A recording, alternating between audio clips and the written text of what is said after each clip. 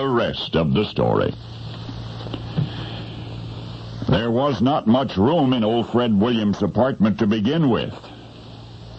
Barely enough for him alone. But when he saw this homeless mute shivering out in the street last winter, Fred brought him back to his flat, gave him a meal, a place to sleep for the night. And before he knew it, Fred Williams had a permanent roommate. Now, friends warned that his destitute guest would get Fred in trouble one day. Fred replied that some things are more important than staying out of trouble. Weeks went by, and sure enough, Fred's landlord did find out.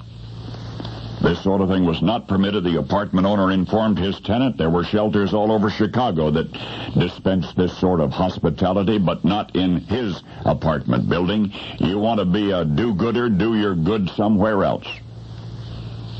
He told Fred, either your friend goes or you're both homeless. Well, old Fred didn't feel too welcome himself after that. In fact, he was just wondering what in the world to do next, when an even greater threat crept up silently from the shadows. And that brings us to the rest of the story.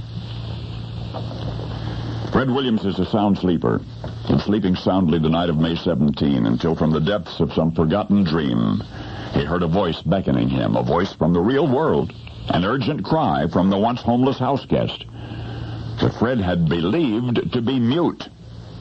Fred was being hollered at and shaken and slapped in the face, and then he smelled the smoke. In an instant, he was bowled upright in bed, and moments later, he was groping through the gloom. Now let's flash forward. Fred Williams, dazed and coughing, is safely out in the street in front of his burning two-flat. Firefighters are bodily restraining him. "Let me go," Fred insists. Someone is still inside.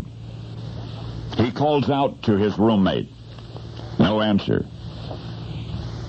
And then Fred realizes, as he was being led from the blaze, he had somehow remembered the bell, and he had grabbed this bell. It was still in his hand, and now trembling curbside, tears streaming down his face, Fred rang that little bell with all of his might.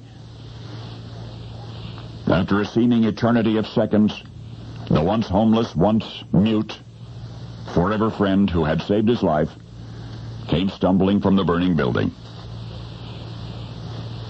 The two of them, unharmed by the fire, embraced, have since found a place to stay where both of them are welcome.